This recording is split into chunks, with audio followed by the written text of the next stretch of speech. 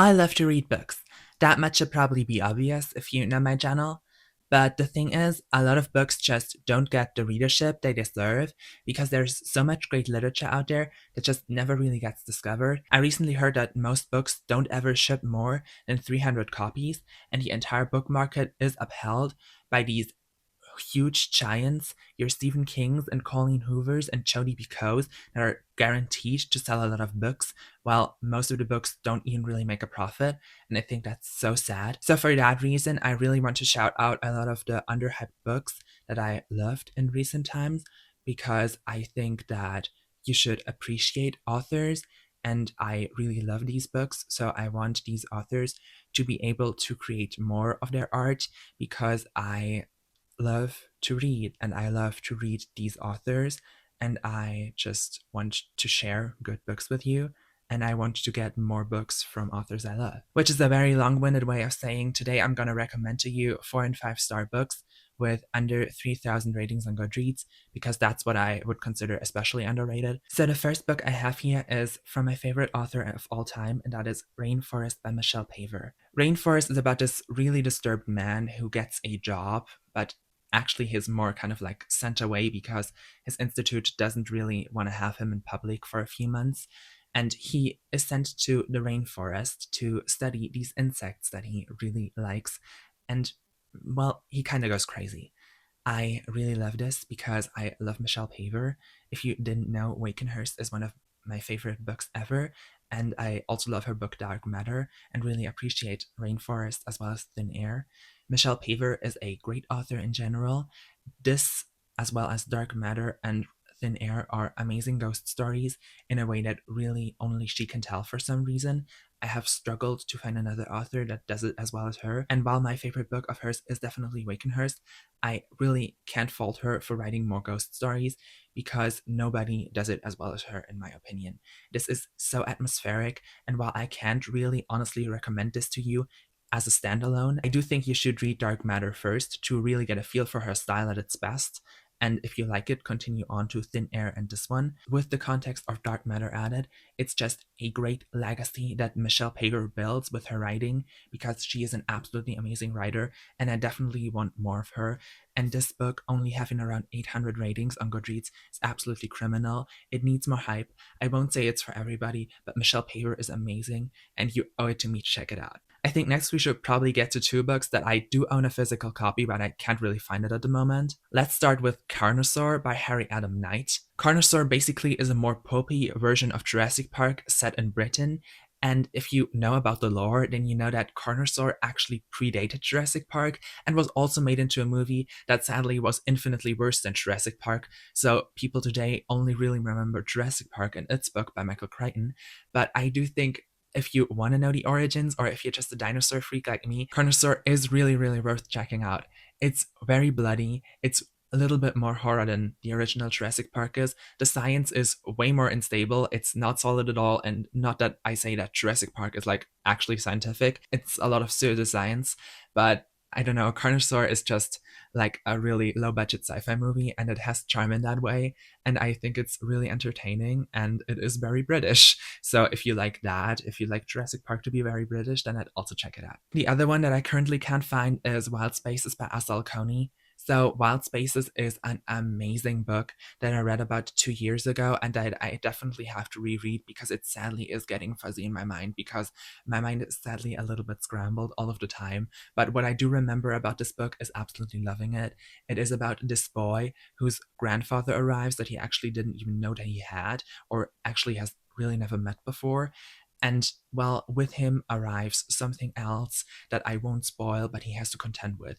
It is a very short book, but a very beautiful book. It's very melancholy, and the way that it uses the arrival of something, the overcoming of something, and the transformation into something as a metaphor for coming of age is absolutely beautiful. I've never seen it done in that way. I'm sure it's out there, but I've just never seen it, and it's absolutely amazing. I've only ever seen one other person on the entirety of YouTube talk about this, which was Elizabeth from Plant Based Bride. If you know her, she loved it too. Please check this book out. It's so good. I've actually never seen another book from S.L. County. I don't think they've actually written anything else, and I would really love if more people checked out that book and they could write another book, even if it's just me as their only audience. Next, I think we should talk about The Broken Places by Blaine Daigle. This is probably to date the best folk horror novel that I read. Granted, I haven't read much, but I still really love this. This is about this man who goes back to his family's hunting cabin in the wake of the death of his father and the strange occurrences that happened there. This is brutal and scary. And if I say it's scary, then it's really scary, because books usually don't scare me. But there's something about this book's atmosphere, the way it uses its horror, it's absolutely great. I wasn't on board with all of its elements, especially towards the ending, but I do think as a package, it's absolutely great. Blaine Daigle, in general, is a very underrated horror author.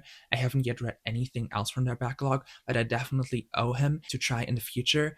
And I've never heard anyone talk about him, so I just want to give a shout out because this book is really great. Then we also have to talk about one of my favorite authors of all time, Alma Katsu, and her book Fiend.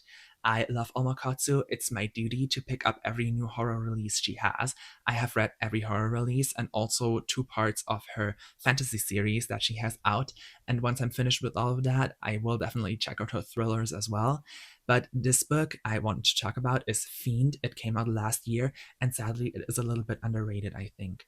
It is a great book if you want something to feel like the Mike Flanagan House of Usher Netflix series. It's about this family who owns this large corporation. They're inspired by the American Sackler family. If you know anything about that, it's very evil. If you don't know anything about that, just think capitalism. Think if Amazon was owned by a family that all revolted against each other, who got to succeed the family patriarch. And this capitalist family is not just evil because they're capitalists, but also because there may be another force that is part of their success. It's really great. It's also really short. And again, if you want the atmosphere of Mike Flanagan's House of Usher, you really need to check this out. Then let's get some romance in here, shall we?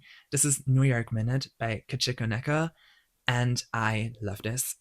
If you don't know my history with this series, I basically checked out a few other books in these word series, and sadly, this one has really been the only one I enjoyed, but I really enjoyed this very much. This one follows Danielle Cross, who is this detective in New York, and there is a new psychologist on the job in his department, and he thinks he's really cute. It's a little bit of an age gap because I think Danielle is a lot older, but I don't think that really matters because Danielle is hot as and I'm sorry if that's crass, but he just is. I absolutely love him, and I need to continue in this series because I just need to find something that hits like this, and sadly, none of the other books really have, but I'm determined to find another one. I loved this romance. In keeping with romances that I love, this is Until I Meet My Husband by Ryosuke Nagasaki. This is the manga version, but there is also a non-fiction written version. And yeah, I just said it. This is non-fiction about Japan's first gay marriage. So while it's not just a really moving romance story, you also get to educate yourself about LGBTQ rights in here. So I think that's just a double bargain for something that is really great. I love the story. I read it in a day. It's so moving, so beautifully drawn, so beautifully emotional in its own right, even without the great drawings. And I really think more people should check it out because it's an amazing and moving story that I very much enjoyed. Less of a romance, more of a love story, but definitely my favorite book of 2026 so far is The Gloaming by Kiersey Logan. Kiersey Logan might be on track to be one of my favorite new authors. I am currently reading another book by hers, and I'm determined to check out all of her backlog because I just love this so much. This is about this girl who lives on this island, and this island is very surreal in that it has magic, but the magic is just a part of every day, never gets really acknowledged, and the entire world around them just continues as it is. And it's really just there, and it's never even really an integral part to the story. Well, kinda it is, but you have to find it out. And then there's this love story there, but it's really sad, it's really melancholy, it's really lesbian. If you love lesbians, please check this out. If you love sad lesbians, that is. And I don't really know how I could ever describe this book. I've actually scrapped an entire video just talking about it because I could not bend my feelings for this book into words. It just hit me hard, but it also hit me soft, and I loved it. Please check it out. It's so good. And there's another book that is spiritually in the same series, but isn't really. It's called The Grace Keepers. I'm currently reading it, and I hope it hits the same way. More obvious romance again. This is There's a Monster in the Woods by Faye Quinn. This is so good. I read it about a month ago. This is about this guy who just lives in his cottage by the woods and plants vegetables all day. But one day, when he goes through the woods, he finds this monster who's actually a local legend. But the monster isn't half as vicious as everybody claims, and instead, he kind of has a crush on him.